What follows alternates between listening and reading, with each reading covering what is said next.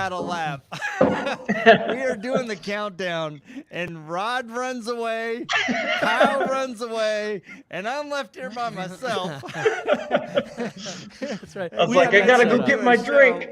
Yeah, Oh, Kyle, man, Kyle and I that's had that so all set up right before we go live. We're both going to bail, and Jody's going to be here by himself. All right, here I am. What do I do? So it's all good. So, as you guys know, it is our favorite day of the week. It's Thursday. It is 10 o'clock a.m. Mountain Time, and it is RoadFS Detail Memoirs like every week. My name's Jody. My name's Rod Pusey, and I'm going to linger on our Love a Pro Detailer. I'm going to call it Love a Pro Detailer month. That's right, baby. Instead of week, day, whatever they do there, because, I'm just going to do my own thing. So, we are always sponsored by RoadFS. Please go out and like and subscribe to our YouTube channel. It takes virtually no time whatsoever. You can create an account for your dog and subscribe to our channel. We would love that because we like dogs. So, we have an awesome guest today. We have Kyle Camus from Kyle's Automotive Detailing. Good morning. Morning, guys. How you doing? We're doing awesome, man. How are things in beautiful Colorado? A little cold this morning, but hey, that's okay. As you can see behind me, we can have a heated bay. You don't have much to whine about, so. Yeah. You can whine. It really doesn't generally do any good, but. No, but at least you get to get out of the cold, It's like, all right, let's do some work today. So. Oh, yeah. So let's get to work. So, the first thing that really, obviously you and I and Rod have been talking for a long time, but it's interesting. Whenever we begin to prepare for these shows, I always go out and I look at the detailer story from what I can see on Instagram, on Facebook, and really kind of get a feel for how you're presenting yourself. And the thing that just stuck out to me more than anything is that you are a 5-star business, baby. Definitely. And then that's something that's not been easy to do, but yeah, it's something that I cherish. So how did you go from, all right, I'm going to build my business, that dream, and build it into a 5-star business? Essentially just treating people the right way, the way that you'd want to be treated. When it comes to the customers, create an experience with their vehicle, with whatever you may be detailing. And I tell people that I train and other detailers under promise and over deliver. So tell them you're going to do that job they need done. And then if you see a couple things that maybe need done on that car, do it. If you got the time, maybe free to them, and that makes them feel good. But yeah, just doing the right thing the right way, and also educating that customer. So how do you balance the drive to create that 5-star experience without giving away the farm?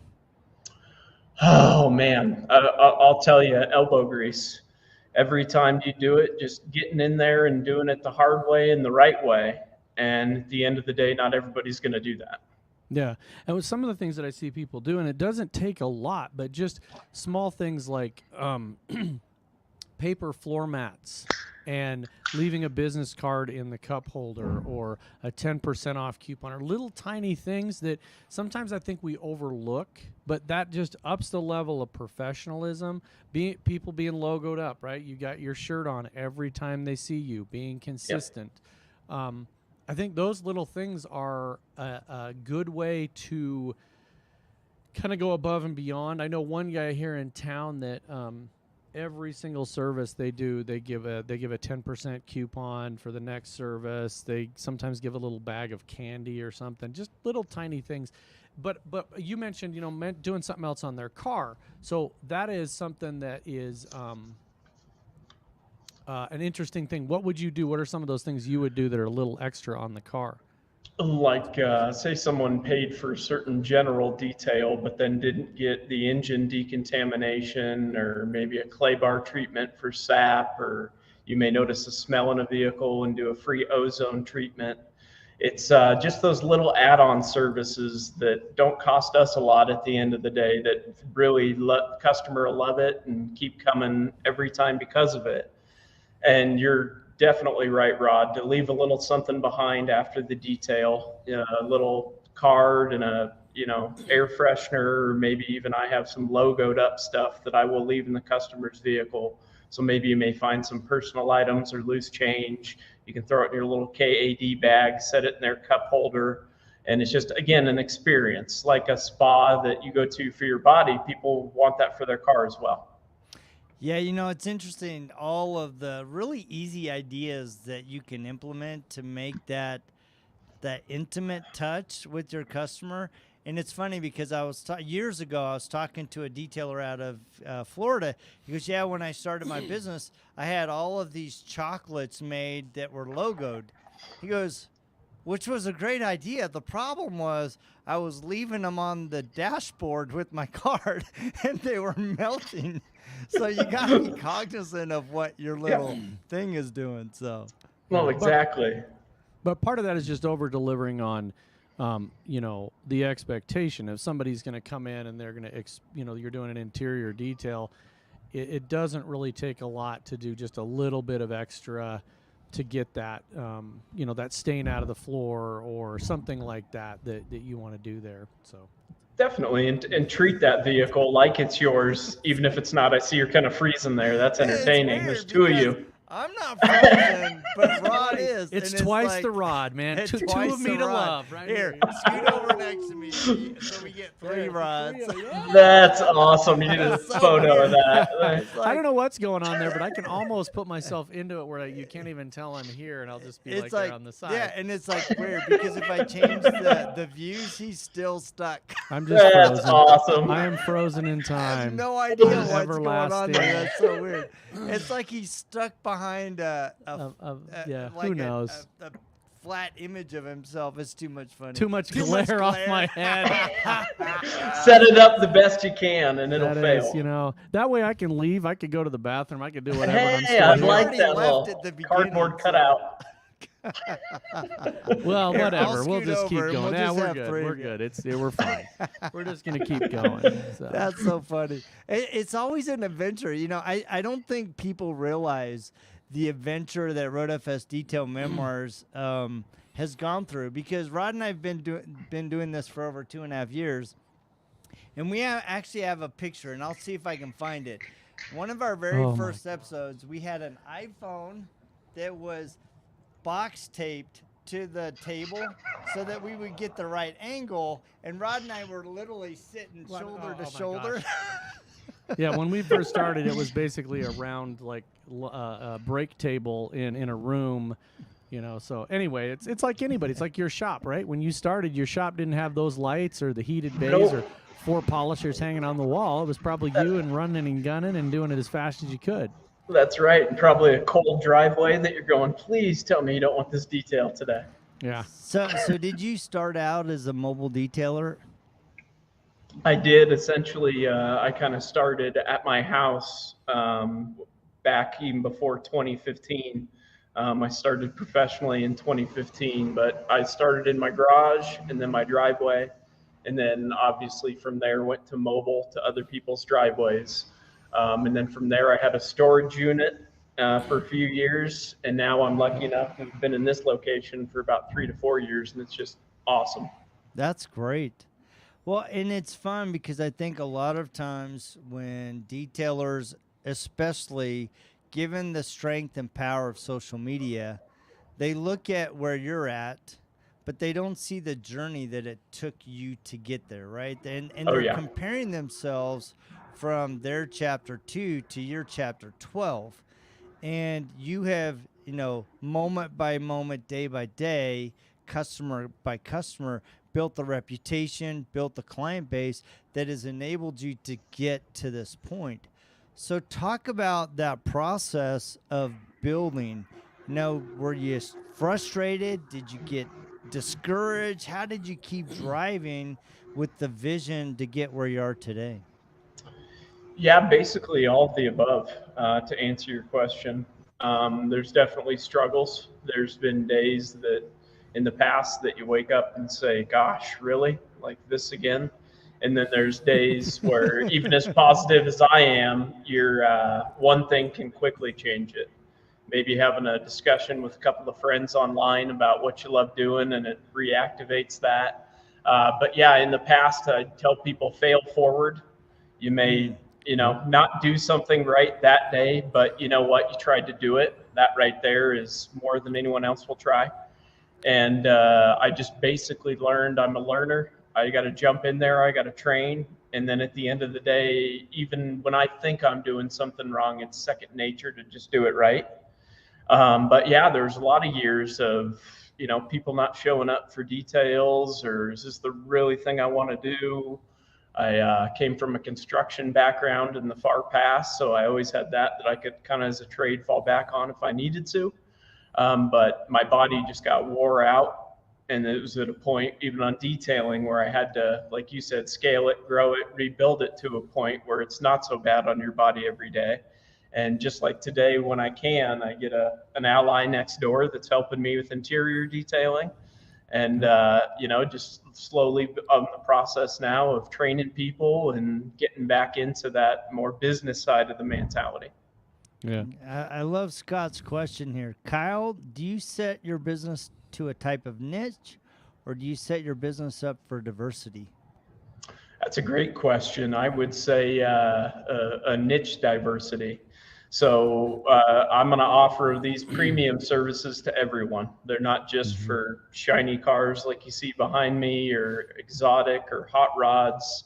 Anyone, even if it's a daily driver, can come by and get our services. And even if we're busy or you don't want our services, I'm going to educate you on what you should do on your vehicle and say some products for you to go try. Yep. And I think that's a really good answer for what you do there and offering it to everybody. I want to step back to at the beginning of this, you said something about the way you treat people the way you want to be treated. And I think that extends, I think a lot of people hear that and they understand it when it comes to customers. But I'm going to jump on a soapbox here for just a second and talk about the way we treat our industry and the people in our industry. And I think we got to do the same thing. My middle daughter has the greatest thing in the world. She has rewritten the golden rule, and her rule is don't be a douche. You know when you're doing it, and knock it off. Yep. People are just, they would treat their industry partners, they would never treat a customer that way. You would never go online and bash a customer. You would never go online and say the things to a customer that you say to somebody else that's a detailer across the country. Right. And I think people just need to start thinking about it, like you said, treating everybody in this industry that way, because it raises the industry. You know, we don't need to beat people down. We're not in, you know, there's a lot of great industry leaders that will tell you you're not in competition with the guy down the street. You're in competition with yourself.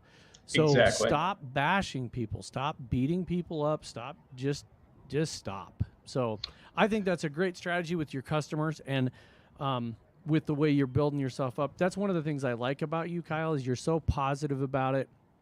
And even though you know you're having a bad day or a bad week, or hell, let's say it, we've had bad years, right? There's years that Jody and I have had a horrible year when we started out. We started our business in 2009. It was at the lowest of the low as far as the economy goes. And it was rough. I mean, it was, you know, we were springing for cheese sandwiches in each other's kitchens for meetings. That's literally where we were at. So PB&Js, right? Yeah, exactly. So you've got to be able to look at that and say, you know, look at where we've come and look at where the industry's come. And you're going to have those bad days. It's going to happen. It's an up and down. Everything is not an up, you know, a spike. So kind of talk about how you keep yourself humble, because that's one of the words I would use to describe you as humble. But you've come a long ways. You're doing higher end stuff. Your prices are higher. But how do you keep yourself humble? Just holding myself to a standard away from detailing that I've probably learned from my wife. Behind every good man is a better woman, as you guys know. Yes, and she's kind of taught me on a business, on a person level, how to be a better person. And I've also had those dark times in my life, and I'll never go back to them. So if it's a day that I can help somebody that's having a bad day, I've been there before. And as far as how do I keep myself in that mentality, I try and go through jobs or days one at a time. And look, you may be having a bad day or a bad situation, but nothing's permanent in this life. Somehow, some way, it's going to change. And sometimes it's out of our control and we just can't understand it, and we want to. But also what my wife has taught me is it's not our job to understand it. It's our job to walk through that door and kind of hush up and show up sort of thing. So Yep. yeah, how I keep myself positive is my friends, my allies, what I love doing, and just giving yourself also, I think DJ Patterson and other people have talked about it, giving yourself that own personal time, whenever it may be. Early in the morning before the family's up, late at night when they're all asleep is usually how I do it. But you're right, there's a lot that people don't see behind the scenes, and they see all this. So it's you always got to stay positive. There's always someone else having a worse day than you. If this entire world put their problems in a barrel, you're going to take yours back every single time.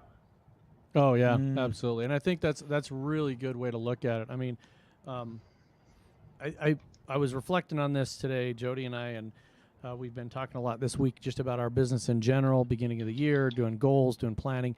And I think a lot of times people romanticize whatever industry they're in, right? Yep. I'm going to be a detailer, and I'm going to be in a business for 2 years, and then everybody's going to love me, and then I'm going to start detailing the governor's car, and then from there it's going to be the entire state police department, and then I'm going to get a giant 15-bay shop. I'm going to have 12 employees. I'm going to be making $5 million a year. At that point, I'm going to be the brand ambassador for every company out there. I mean, we have this romanticized view of how that's going to progress, and when it doesn't, I think sometimes people don't know how to deal with that, other than, like you said, step back and take a realistic, not a negative, but a realistic view of it and say, am I getting what I need out of this, and am I able to progress at a level that makes sense? And sometimes you have to take a step back. You know, I know several people that have had employees that they've got employees too soon, and they had to take a step back and say, I'm not ready to have 3 employees. I'm ready to be back down here. At one time, Jody and I had 24 employees. And that was a lot. It was a lot. It was a lot to handle. I mean, it's professional babysitting at a point. I don't care if they're professionals or not. It can be. It can be, and I look at that, and at that time, we handled it, but through natural attrition and just some different things that we've done, we're down below that now. There's 13 of us, and it's easier to handle. We're probably 1 or 2. Well, we just hired 2 more, but we're too shy, but we just hired 2 more. So that's about the sweet spot for us. Having that 24, that was a really lot. So right. Well, and as a guy that's one man shop, I can tell you quality control. You know, it's one of those things that as a perfectionist, I will say, it's something you need to think about all the time, you know, and train your guys that almost checklist mentality that even when you think this vehicle's done and you're calling that customer, go through that vehicle like you're that customer and experiencing it again new for the first time. Yeah, I think that's a challenge for any business owner, right? It's easy to be in a situation and you're looking at it from your perspective. You're looking at it from the money I lost or the opportunity lost or the bad experience the customer is portraying to you. But how many times do we step back and go, all right, what could I do differently to have made that experience different, right? And use that, in your words, as an opportunity to fail forward, to catapult not only our business, but ourselves in a direction that's going to solidify our brand, our reputation, and the customer's experience in a way that makes them want to continue doing business with us and refer us to other people. Oh, yeah. So how big, a couple of areas things about where you're at. How big is the area you're in population-wise? Oh man, I'd say it's blowing up every year, but easily 200,000 plus. Okay. You know, we got Boulder, we got Longmont, we got Denver 30 minutes away, we got Loveland and Fort Collins about the same 15 to 30 minutes away. So I tell people I'm in a good area. I'm about 30 minutes from a lot of things in Colorado. Yeah. So looking back over your business since 2015, what are some key things that you've learned in the process that you think are really beneficial for other business owners? Like I said earlier, under promise, over deliver. Just even on that vehicle that a customer may be getting a general service, make it feel like a paint correction or ceramic coating. give them the same time that you would that other job. Even if it's customers simply coming in and learning the proper wash technique, and you're taking a few minutes to teach them that, it's going to help you with your maintenance on that vehicle. It's going to help them. And yeah, as far as a couple things I've learned over the years is just that I use this saying a lot, but your business is a baby or a child that will never grow up. It's going to require constant attention. There's always going to be something different. If anything, other business owners, I would tell them, learn to be a problem solver, whether that's on the detailing end or the business end. For me, the detailing comes very easy. It's easy for me to get in there with my guys to show them something, to train them the way I want it done if you're going to do it. But then on the business end, it's very tough for me to pull myself away, do the desk work, do the things that need to be done. So if anything, be a little more into all this technology we have nowadays. Don't be afraid to use your guys. There's many CRMs out there. Don't be afraid to use it. Don't be afraid to use professional accountants. Everything you need.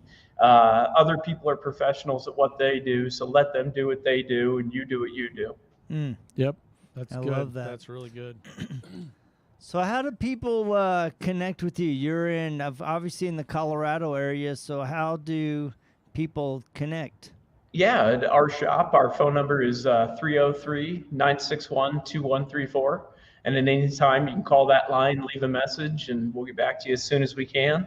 We're obviously on social media at Kyle's Auto Detailing on Facebook.